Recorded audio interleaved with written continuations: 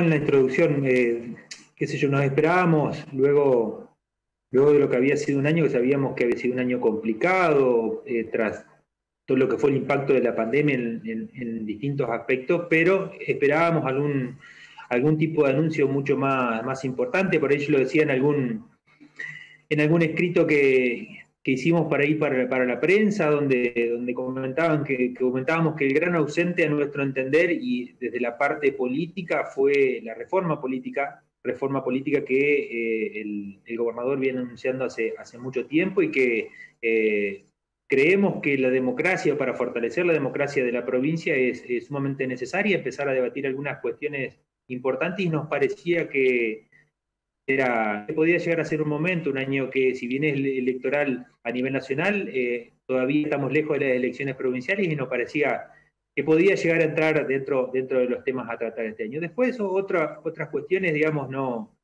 que no escapan a lo que a diario se escucha en los medios o se lee en los medios provinciales, digamos, la situación a la que ha llegado la obra social de la provincia. Si bien hizo un anuncio el gobernador de reintegrarle un 0,5% este año de los aportes, anuncio que ya había hecho en el 2017, si lo recuerdan, donde le restituiría el 2% de aportes que había sido sacado en su momento. Este año, como un paliativo, le pone ese 0,5%, pero entendemos que la obra social ya llegó a una situación muy compleja, digamos, que este 0,5 no llega a saldar la cuestión de fondo que tiene el IOSPER.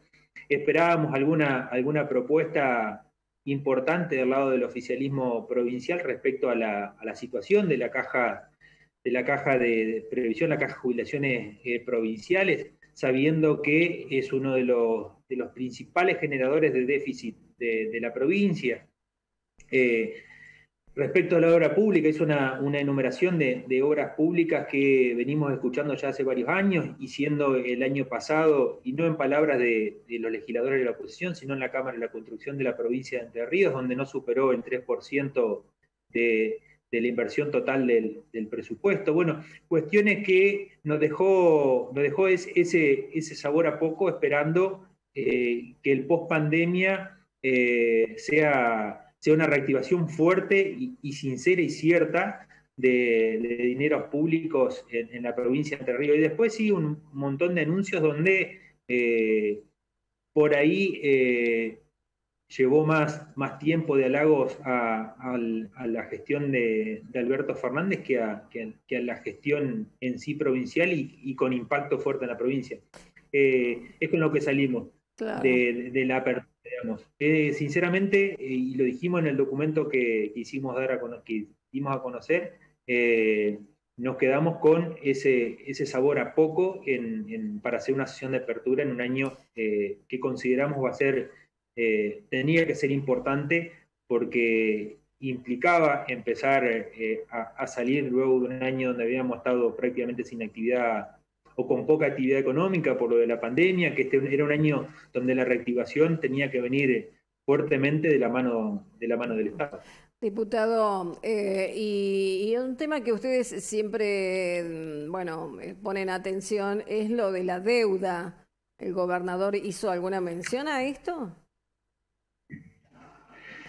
El gobernador hizo, pero sería entrar mucho en tecnicismo, digamos, también. El gobernador hizo una mención en que se había logrado una mejora importante en la quita de intereses en la deuda provincial. Sin embargo, uno, si hace la proyección de lo que estaba de esos 8 puntos con lo que se había pactado la deuda inicial, los 6 puntos que plantea el gobernador que se lograron ahora, pero 6 puntos que ahora se pagan por un par de años más, digamos, lo que implica que la quita real no es de 2 puntos, sino es de 0,25, porque la tasa de interés final sería de 7,75, si mal no recuerdo por los cálculos que teníamos, digamos. Por eso sería entrar en un tecnicismo, digamos, Ajá. y me parece que también no soluciona el problema de la deuda en sí, sino que patea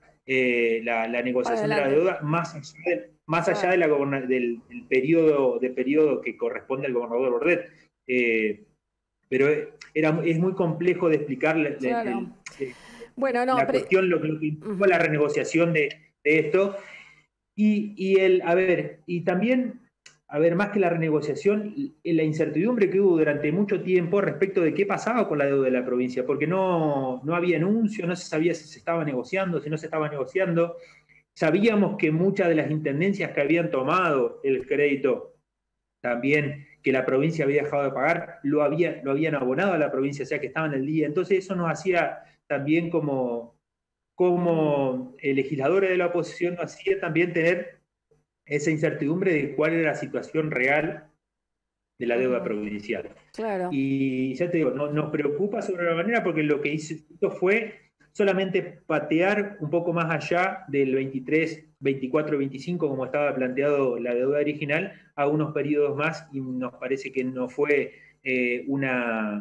si bien hubo una renegociación de esa deuda, no creemos que hubiera podido ser en mejores términos, pero bueno, esto ya es decisión del gobierno provincial. Sí, nos parece que ahí la información que el gobernador brindó no es exacta en su totalidad. Lo mismo que cuando hizo mención a la planta de personal de la provincia, digamos, donde él marca una clara baja en el personal, y esto también es una cuestión donde nombra solamente al personal correspondiente a la administración central y se olvida de algunos detalles relacionados a otros organismos estatales.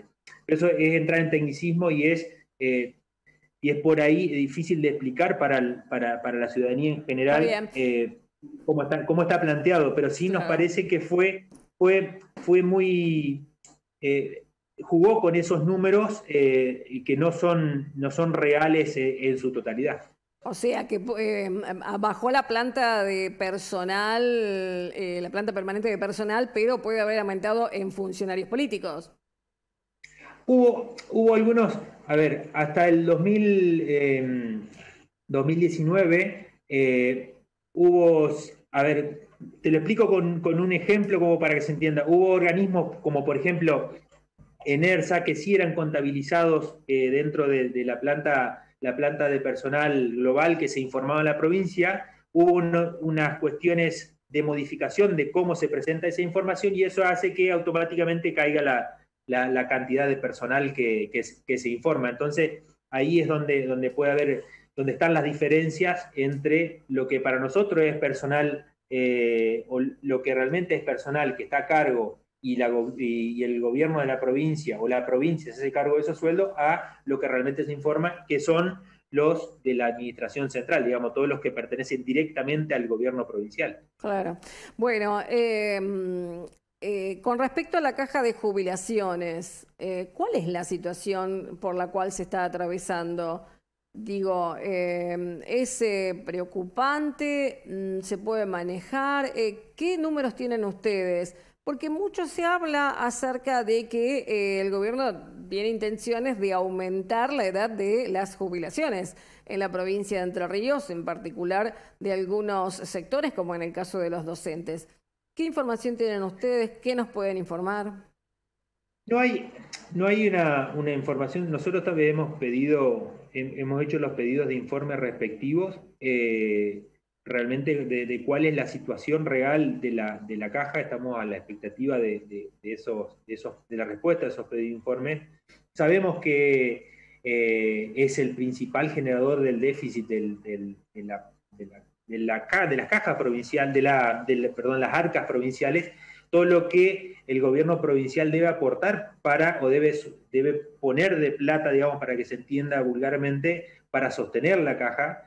Y creo que no pasa solamente por analizar, como vos dijiste, la edad jubilatoria. Me parece que lo que hay que hacer es un replanteo general del sistema jubilatorio, pero eso, y eso somos claros desde la oposición, creo que es una propuesta que tiene que hacer el oficialismo provincial, y estamos en la expectativa de que el oficialismo provincial genere esa propuesta para así discutirla no solamente con los actores de la oposición, sino también con todos los actores involucrados en esta situación, llamémosles a todos los empleados del gobierno provincial como aquellos empleados municipales que están adheridos a la caja provincial. Por eso es una cuestión muy compleja que entendemos que el gobierno provincial debe presentar esa alternativa para que la debatamos entre todos. Nosotros estamos, y eso también lo dijimos en nuestro documento cuando hicimos el análisis final de la locución del gobernador, que estamos dispuestos a debatir y a aportar, y no vamos a hacer oposición por oposición misma, digamos, estamos para aportar ideas, para buscar los consensos y para hacer que este transcurso del gobernador Bordet, valga la redundancia, sea y produzca las grandes transformaciones estructurales, que era también lo que demandábamos. No vimos en los anuncios del gobernador esos grandes anuncios que hagan a la transformación estructural de las cuestiones de fondo que nos están faltando en la provincia. De todos modos, bueno, provocar cambios en ese ámbito sería motivo de crítica, ¿no? Motivo de cuestionamientos políticos, me parece. Tal vez modificarlo de manera paulatina, porque esto de modificar las edades, Entre Ríos tiene ciertas diferencias con el resto del país, ¿no?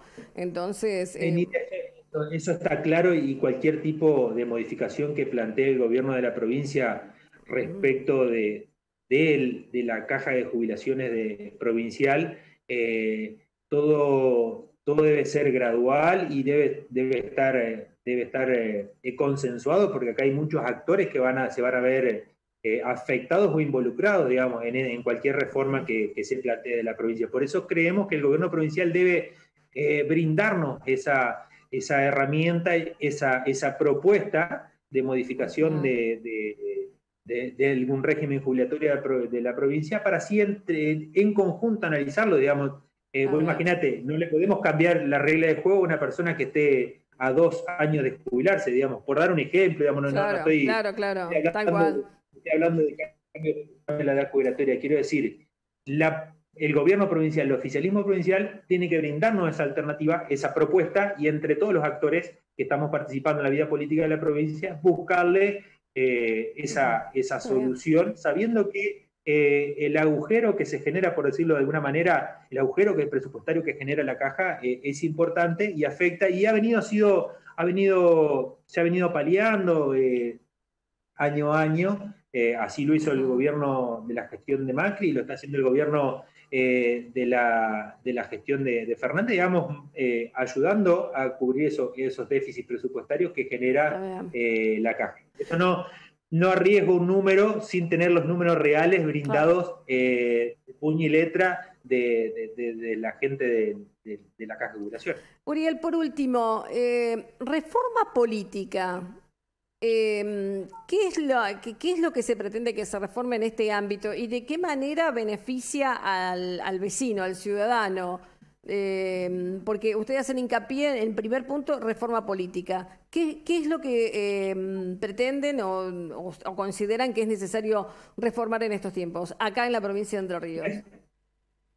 Yo creo que una de las cuestiones y con esto no quiero dar una opinión formada, decir esta es la solución, digo, nosotros tenemos que debatir, por ejemplo, el modelo de boleta con el que votamos, que creo que por ahí pasa la gran cuestión de la reforma electoral, al margen del financiamiento de los partidos políticos, toda la cuestión, las formas en los llamados a elecciones, las fechas fijas, todas cuestiones que hacen a la reforma política en general. Me parece que la cuestión acá de fondo es, por ejemplo, la boleta única electrónica, o seguir con la boleta sábana. Me parece que ahí es donde la gente puede notar la gran diferencia a la hora de dejar de elegir la boleta sábana. Y te está hablando una persona que fue en una boleta sábana, y eso implica que muchos de los que estamos ahí y lo que se critica, y por ahí estoy como quien dice, pegándome un tiro en el pie, diciendo cosas que la gente dice, ¿cómo la puede estar diciendo? Y sí, la boleta sábana implica eso, digamos, que uno vota al gobernador y en la boleta hay un senador, está el cuerpo de los diputados, está el intendente y están los concejales, digamos, por decirlo en el caso de nuestras ciudades, digamos. Bueno, también la posibilidad esta de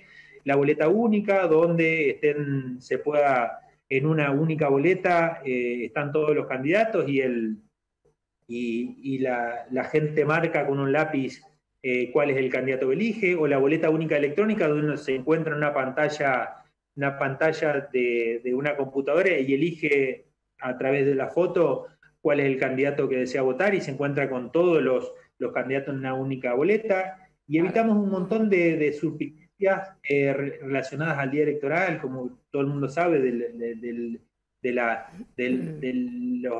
reparto de boleta el día de la elección, el voto cadena que se dice por ahí, digamos, todas estas cuestiones. Me parece que ahí es donde realmente la gente lo va a palpar, realmente, que la reforma política, y te estoy tocando uno solo de los aspectos importantes, que me parece que es el gran escollo por ahí que algunos ven en tocar la reforma política en general. Pero por eso nosotros creo que estamos dispuestos a debatirla. Creo que también es una forma de darle participación a todos los espacios políticos, darle participación inclusive a aquellos partidos políticos mucho más pequeños que no tienen estructuras ni siquiera como la del radicalismo, que tenemos comité en todas las ciudades de la provincia, y de esta manera ni siquiera tenés que andar repartiendo la boleta, por ejemplo, y vuelvo a decir, estoy tocando un solo tema de la reforma política, que es la boleta, que es lo que la gente por ahí puede ver, y puede ver de mejor manera cómo podría afectarle a la hora de elegir a su representante. Bueno, y es momento de ir por cambios, ¿no? La pandemia nos dejó insertos en lo que es el mundo de la tecnología, esta comunicación misma que hacemos, ¿no? Antes habría sido telefónica o en estudios en vivo, ¿no? Pero la tecnología nos fue, digamos, acercando todo esto de manera más fácil, y también se tiene que trasladar a este ámbito, ¿no? Como es el de emitir el voto utilizando la tecnología que hoy disponemos, ¿no? O al menos avanzar en una boleta única para que no haya problemas, como siempre ocurre en las elecciones, con los partidos minoritarios que no tienen representación en los pueblos, en las ciudades, y que no pueden controlar si efectivamente están sus boletas en cada una de las aulas, ¿no? Así que bueno, esto es un tema más que importante, ¿no? Sería una decisión política del gobernador ya comenzar a tratar estas cuestiones para las próximas elecciones, de lo cual no falta mucho. Hay muchas dudas: qué va a suceder con las PASOs, si se van a hacer o no se van a hacer, las elecciones de octubre, a ver qué sucede, ¿no? Porque algunos llegaron a decir de postergarla, pero bueno, será motivo de otra charla, diputado. Sí, realmente también preocupados, digamos, con esta incertidumbre de saber qué va a pasar con las elecciones PASO. Para todos los partidos políticos las PASO son una manera de ordenar, sobre todo para el partido como el nuestro de Cambiemos, donde somos varios que integramos ese frente electoral. Es una forma de ordenar las candidaturas sin importar ninguna otra cuestión más que la voluntad popular de las personas que se acercan a votar ese día. Todos los partidos políticos que formamos parte, por ejemplo, de este acuerdo Juntos por el Cambio o Cambiemos, presentamos nuestra alternativa y el ciudadano después elige cuál es aquella persona que representa mejor los intereses de ese colectivo. Así que esperemos que podamos llegar a votar las PASO y luego tener una general de manera ordenada y con todas las reglas como la tenemos hasta el momento, porque también cambiar a esta altura del año, cambiar la modalidad en la que se va a votar, nos parece también es cambiar la regla de juego y es por ahí alterar la vida interna de los partidos que integramos el Frente Cambiemos, por ejemplo, a la hora de determinar quiénes van a ser los candidatos que van a encabezar nuestras listas. Sí, por supuesto, hacerlo con tiempo.